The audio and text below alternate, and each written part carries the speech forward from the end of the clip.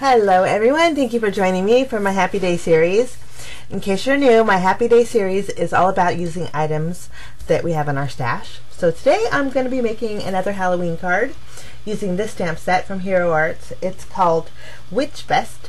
It's a cute little stamp set with cute little witch booties. And then also I'm going to be using this die for my stash. This is a pretty old C&CT die, but I thought it'd be fun making a card with that. So we're going to jump in and get started. I'm going to start off by stamping on a piece of white cardstock these little witch shoes. I'm using my Memento, I can never say that right, my Memento Tuxedo Black ink. I'm going to color in with my brand new Spectrum Noir alcohol markers. I took the plunge and I decided to invest in a few of the Spectrum Noir markers, and so we get to try them out today. I'm going to stamp two of the images from this cute little stamp set, and then I'm going to zoom in and we're going to color them in. Now I did speed up the coloring process quite a bit just to shorten the video a little bit, but I'm going to use 3 shades of green to color in the shoes. And I tell you, I really like the Spectrum Noir alcohol markers. They were real juicy markers, and I found that they blended really well, and I really like them. So you'll be seeing me use more of these during my videos. So I did, boy, I kind of went a little crazy with them, and I did get outside the lines quite a bit. Maybe I should have started my practicing with these markers on a bigger image because I ended up using my white gel pen and kind of covering up some of my mistakes when I went outside the lines. So there's my images. Now this Hero Art stamp set is a Stampin' Cut, so it came with a coordinating die. So I'm just going to take that die and cut that out. Here I'm fixing up my mistakes. Kind of went a little crazy. But we're going to cut our little images out, and they look so cute. Love that. Love the way they blend, so I'm having fun with these.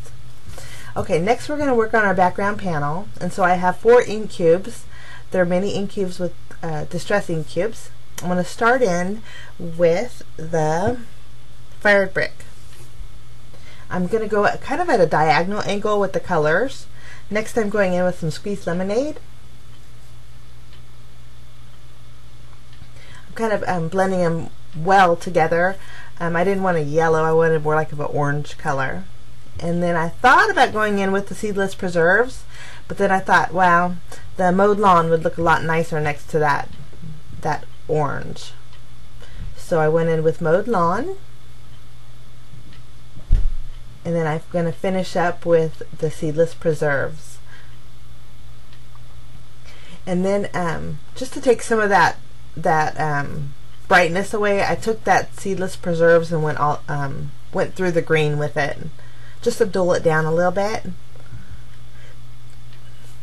And then I'm just going to go touch it up with a little bit more of that squeezed lemonade.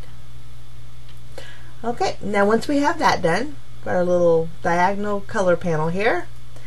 Now for my stash, I have this bottle of shimmer spray. It's from Tattered Angels. I've had it for a long time. And it's beautiful olive green color, and it has a beautiful shimmer tint to it. So I thought this would really add something nice to the background of this panel here. So I'm just going to spray that directly on that panel there. And then just to rush drying time, I decided to use my heat tool. But look, it turned out really pretty. You see the shimmer in there? So I really like that. Now I'm going to take that die that I had in my stash. Now if you have any kind of background dies, it would work the same way with what I'm going to do right now. I also cut out 2 panels with white cardstock. Now I kept all the insides of that die together just to make it easier to stack. I'm taking my Nuvo Deluxe adhesive. I'm going over the inside of each one of those elements there. And when you do this, you want to make sure you don't get on that outline piece, because we're going to end up removing that later on. But I found that I wanted to add a little bit of dimension to the background elements, and this is the perfect way to do that. So I'm just going to stack them together, kind of smush them down really good, and then I'm going to go back on top of it again with some more Nuvo Deluxe adhesive. Now I'm going to take out the inside pieces here, kind of keep them in order, that way it's easier to remember where they go. And then this piece is actually really pretty. I'll probably use that for another card, but that's real pretty. Okay, set that aside, and then I'm just going to pick those pieces up and place them on top of that that panel there. So now I have the inside pieces are actually 3 layers thick, and then the effect that it gives is really, really neat, because it has, you could see the white sides of it. So I really like this effect. I wish I had a larger background die to do this with, but this is the only one that I have. They're all about this size. So this was gonna have to work. So since this was a smaller die, I decided actually, this one was actually pretty small. Let's see what size. This one was like a little bit less than 3 inches by 4 inches. So I'm going to lengthen it by cutting out the bottom part here. I use my T-square ruler to draw a straight line, and then I cut it. That way I can separate them both, and I want them to fit on this white cardstock here. I'm taking some more glue and going over each of those panels.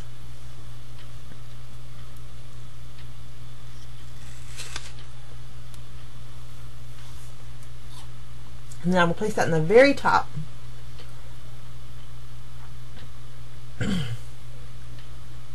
Lovely. Do the same thing to the bottom panel. And then I'm going to have like a separation there. We're going to cover that separation with a sentiment. So it kind of just stretches my panel, make it a little bit longer. Now if I had more time, I would let it dry really good, but just because I was filming in a rush to pull that up, it was a little bit more difficult. But I think that turned out so neat looking. I don't know if you can tell on camera, but I think you can see the white background. I think it just looks so neat. Okay, now I want to bring in a little bit of black. So, boy, I have a scratchy throat. I'm sorry. Okay, so I'm just taking some black. This is just acrylic paint. I'm adding some water to thin it up a little bit. A little bit more. And then I'm going to use my paintbrush and just splatter a little bit of black splatter on that panel. I think I think without the splatter it kind of looked really elegant. So if I was making a really pretty elegant card, I think it would go good. But I think the black splatters kind of tone it down a little bit. Next, I'm taking some of that glimmer mist, and it has pretty gold hue to it. I'm going to add some to these little witch booties there. And on this top one, when I added it, I kind of went outside the lines, and boy, I made a mess with that one. So I tried to clean it up as best as I could, but we're going to end up not using that one. But I think that shimmer looks really pretty. You can kind of see it. That little olive shimmer looks really neat. Okay, now I cut out a panel slightly larger than this one here, and I added some foam tape behind it.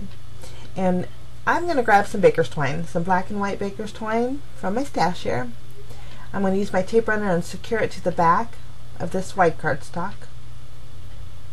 And then I'm just going to wrap it around 3 times. Stick that there, trim it down, and I'm going to remove the foam tape, and I'm going to place it on my card base here. For this card, I'm just using a white card base, or Yeah, card base. I'm going to place that right in the center.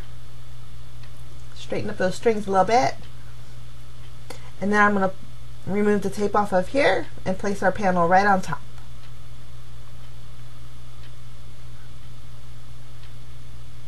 Lovely. Okay, now we need a sentiment. So in the stamp set, I chose the sentiment that says, "I'm the good witch most of the time." Little fun little sentiment. I'm just using Versamark ink, and I'm stamping it on a piece of black cardstock. I'm going to go in with some Glacier White Nouveau embossing powder, and then I am going to melt that embossing powder with my heat tool here.